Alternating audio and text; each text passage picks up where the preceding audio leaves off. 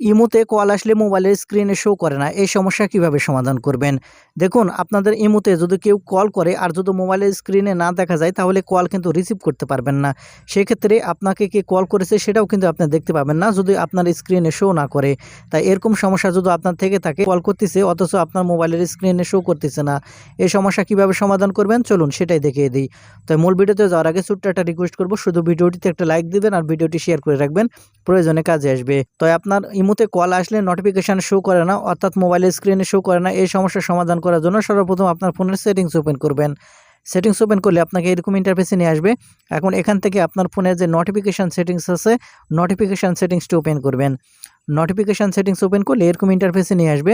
এখন এখান থেকে আপনি নোটিফিকেশন অপশন দেখতে পাবেন। এখন এখান থেকে আপনি নোটিফিকেশন অপশন ওপেন করবেন। ওপেন করার পর একটু নিচের দিকে আসবেন।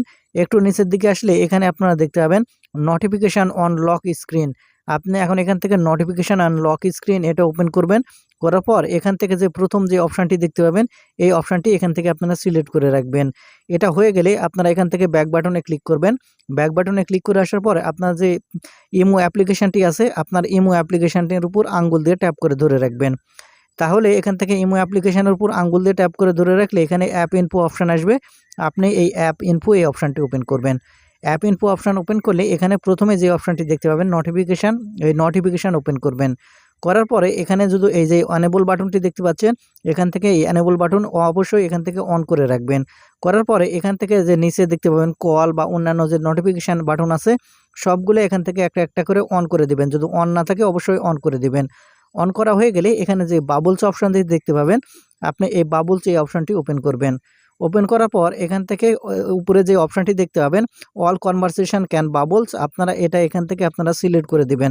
যখন এটা সিলেক্ট করে দিবেন দেখতে পাবেন আপনার যে ইমোতে কল আসলে যে মোবাইলের স্ক্রিনে শো করে না, মোবাইলের স্ক্রিনে দেখা যায় না, এই সমস্যা কিন্তু সমাধান হয়ে যাবে।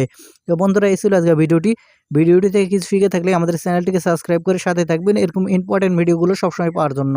ধন্যবাদ ভিডিওটি দেখার জন্য।